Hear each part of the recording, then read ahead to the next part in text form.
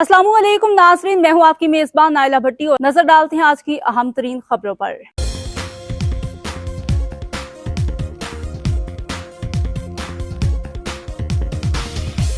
Paris Olympics 2024 के gold medallist Arshad Nadeem एक और कामयाबी के लिए कोशां, वर्ल्ड रिकॉर्ड पर नजरें जमा ली। अरशद नदीम का कहना है कि अब उनका अगला हदफ वर्ल्ड रिकॉर्ड कायम करना है।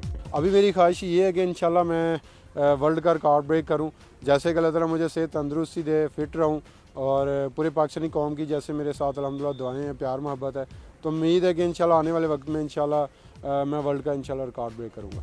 लाहौर में जियो न्यूज से गुफ्तगू करते हुए उन्होंने बताया कि वो 4 माह के बाद ट्रेनिंग का आगाज कर रहे हैं। जैसे कि 2025 में एशियन चैम्पियनशिप आ रही है, डायमंड लीग्स हैं और उनके साथ साथ वर्ल्ड एथलेटिक चैम्पियनशिप है, तो उसकी अल्हम्दुलिल्लाह तैयारी जो है वो हमने स्टार्ट कर दी है। तो उम्मीद है कि इंशाल्लाह अल्लाह ताला मुझे सेहत तंदुरुस्ती दे, फिट रहूँ, तो इंशाल्लाह इससे भी और अच्छा परफॉर्म करूँगा। उन्होंने कहा कि वो एशियन एथलेटिक्स, डायमंड लीग्स और वर्ल्ड एथलेटिक चैंपियनशिप में शिरकत करेंगे। दूसरी जानिब ओलंपिक गोल्ड मेडलिस्ट के कोच सलमान इकबाल भट्ट का कहना है कि अरशद नदीम के मसल्स को मजबूत करने के लिए कंडीशनिंग सेशन जारी है। कंडीशनिंग का ये सेशन है और ये फेज जोन सा है, ये 3 हफ्ते जारी रहेगा कंडीशनिंग का।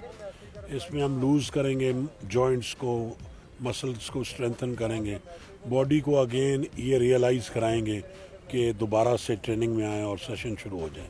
याद रहे, पाकिस्तान के अरशद नदीम ने रवां साल ओलंपिक्स में उस वक्त गोल्ड मेडल हासिल किया जब उन्होंने जेवलिन थ्रो के मुकाबले में 92.97 मीटर की थ्रो फेंकी थी।